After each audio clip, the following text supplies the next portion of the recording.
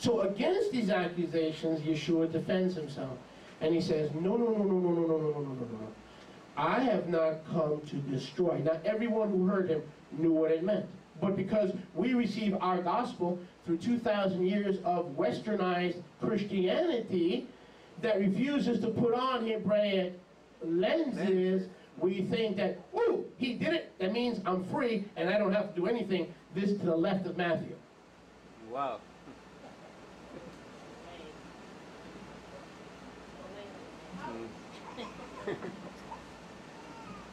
But every one of his hearers knew what he meant, because in the writings of the rabbis, in Leviticus Rabbah 19:2, it says this.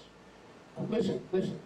Should all the nations of the world unite to uproot or destroy one word of the law, they would be unable to do so. To understand the meaning of this verse, everything hinges on those two words, destroy and fulfill. Everything hinges on those two words, destroy and fulfill. If we understand destroy from Hebraic lenses, and we understand fulfill through Hebraic lenses, we understand what everybody who heard Yeshua that day understood. Is this too complicated? I'm on a cleansing, guys. I can't deliver the goods today. This is easy stuff. This is Nazarene Israelite 101. Baruch Hashem Yahweh. But through Hebraic lenses, we come to see that Yeshua is saying, don't think for a moment I have come to abrogate the Torah, but to fulfill it. Now, the word destroy in the Hebraic context is the word, what? Misinterpret, fail to interpret, and fail to rightfully divide the word of truth. First Timothy Aleph 2:15 says, study to show thyself approved unto Yahweh, a workman who need not be ashamed, rightfully dividing the word of truth. Yeshua is defending himself to the Prushim and the Tzadukim, and he's saying, I have not come to destroy or to misinterpret my Father's Torah, but to fulfill. Now the Hebrew Aramaic word fulfill is the word, and I love the way it reads in the Restoration Scriptures. Notice. Look at verse 17. I have not come to weaken or destroy, meaning misinterpret the Bible, the word of Yahweh, the Torah, but to completely and correctly, to completely and correctly reveal it in its intended fullness. Amen. You need the Restoration Scriptures. You need the Restoration Scriptures True Name Edition more than I need your $30. Because it's not perfect. Why isn't it perfect? Because a human being translated it and edited it. But it's a million times better than the false translations that are out there. Baruch Hashem Yahweh. Talk to me, somebody. To that of Yahweh. So he's saying, look, as opposed to all the false prophets and the false teachers, I have come to reveal completely its initial intended what? Fullness to you. Not to abrogate it or destroy it, but to fulfill it, because there's a lot of preachers and teachers that are destroying the Torah through their false interpretations. Ah, what a difference a word makes. Amen? So when Yeshua says, I fulfilled it, it doesn't mean you don't have to. It means I fulfilled it, because most teachers don't understand the heart of the Torah, the instructions, not the law. The Hebrew word Torah means loving instructions given to us by a loving Heavenly Father to keep us walking in the Spirit. Hello? If you've been told that the Torah means law, you've been told wrong. The Torah does not mean law. It means the loving instructions of a Father that keeps you walking in the Ruach HaKodesh. So he said, as opposed to all those guys who were misinterpreting, why were they misinterpreting it? Because A, they didn't want to know the heart of Yahweh, amen? And B, they didn't give it. Come on. He knew what it meant because he gave it. He knew what it meant because he gave it. He knew what it meant because he gave it. So the author is the only one that can really interpret his intended meaning. Amen. Can you say amen? Yeah. Can you say Baruch Hashem Yahweh? Yahweh. Simple. Unfortunately, there are many other incidents of this. Many translators and teachers struggle with the Hebrew. For instance, I'll give you another example.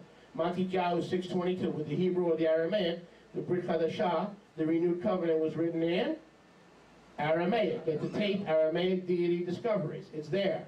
We prove it. We don't spend our time here on conjecture. It was not written in Greek.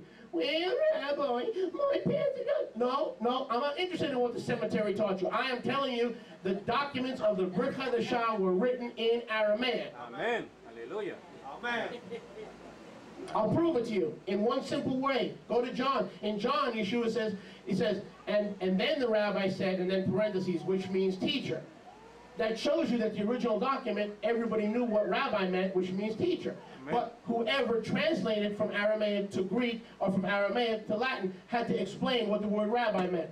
Rabbi, which means teacher. But because the original was rabbi, it didn't say teacher, which means in your language rabbi, it says rabbi, because, and then it was translated from the Aramaic to the Greek and to the Latin, which means teacher, meaning the explanation had to explain the original Aramaic. Amen. That's one example of hundreds that I can give you. Oh, yeah. That's just one example of hundreds that I can give you.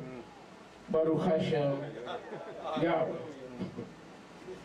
Now look at this, YHWH 6:23.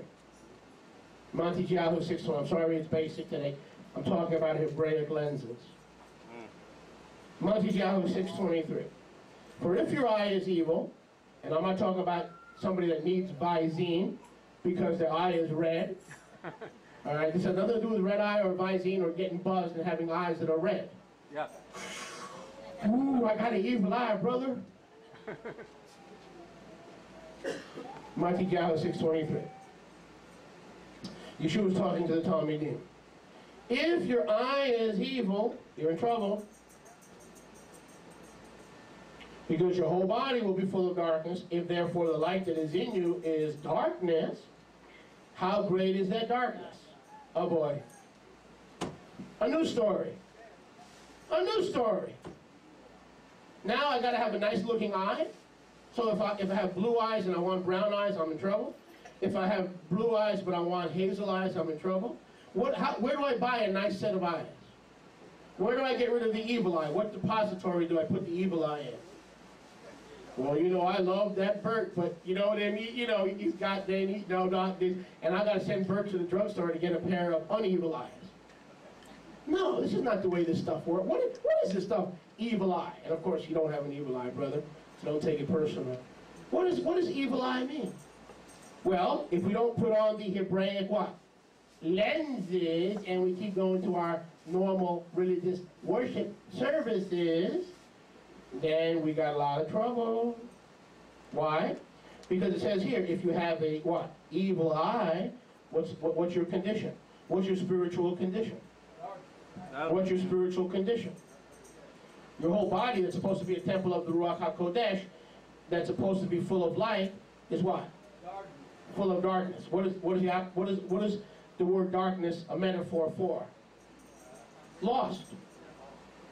Separated from Yahweh. Yahweh is light.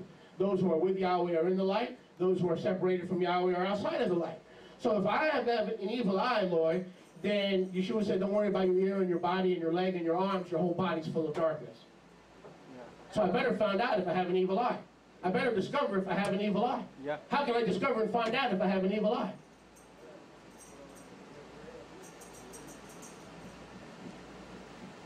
Well, can I give you a hint?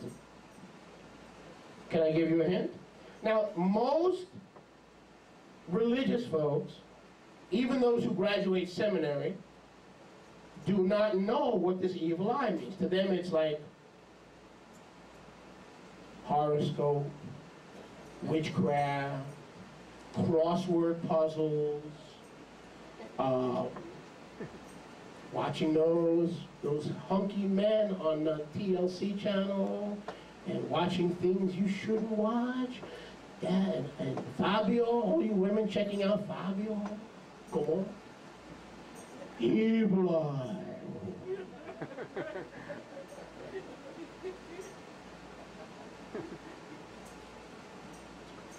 No. What's the interpretation? Watch. To understand verse 23, what do I need?